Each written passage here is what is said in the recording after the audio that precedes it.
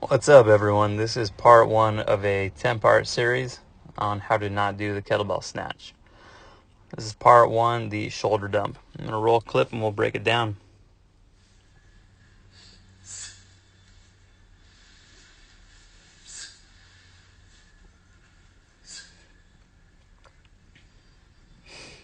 All right, so let's go over this. So, for the most part, this one's pretty straightforward, but this is probably one of the most common things I see, especially in people who are just learning the movement. I start off, hike my bell. I think the hardest thing for me doing this one was snatching a 10-kilo bell, but I didn't want to demo bad form with a heavy one. From here, hip snap, snatch, and reception. Okay, so far, so good. Here's the main thing. When I go down, I want to keep my shoulder completely packed.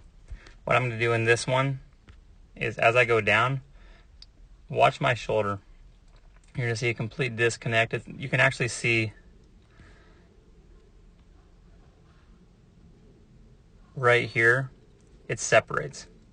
So you just kind of watch this point here, and as I start to go down, you're going to actually see them moving away from each other. Shoulder reaches forward, and I'm completely unpacked. I mean, you can see my shoulders almost covering up my ear. I'm shrugging. My back is actually kind of rounded. When you see it from the side, it's like, okay, you can notice it while it's happening to you while you're doing it. It's a little bit harder to notice unless you are, I guess, well versed in the snatch. But I kind of tell people, assume that you're doing this until proven innocent. This is going to mess up a lot of things. So, for example, if my shoulder's packed, meaning my shoulder girdle should be back here, my arm would be closer to here. My bell, my arc is going to be somewhere here.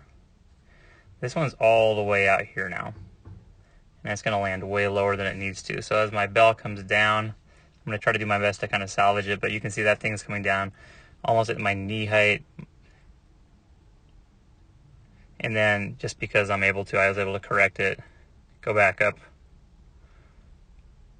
recatch it, but then right as I go down, I dump the shoulder again. And again, my downstroke is all jacked up. So basically, even if you're able to kind of correct it, like I am here with a light bell, that still means every single rep I'm having to repack my shoulder, snatch it, completely disconnect on the way back down, and then try to reconnect every single time. And not only are you wasting energy, it's also puts you at a pretty high risk for injury doing this movement, which can get pretty repetitive.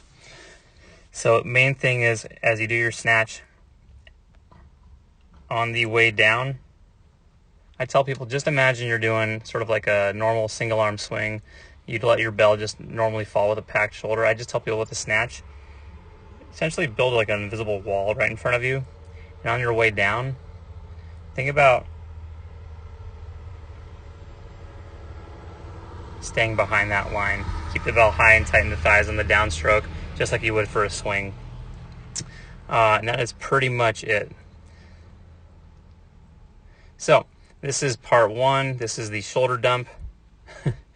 Don't do it. It's terrible for your shoulders. Okay, more to come.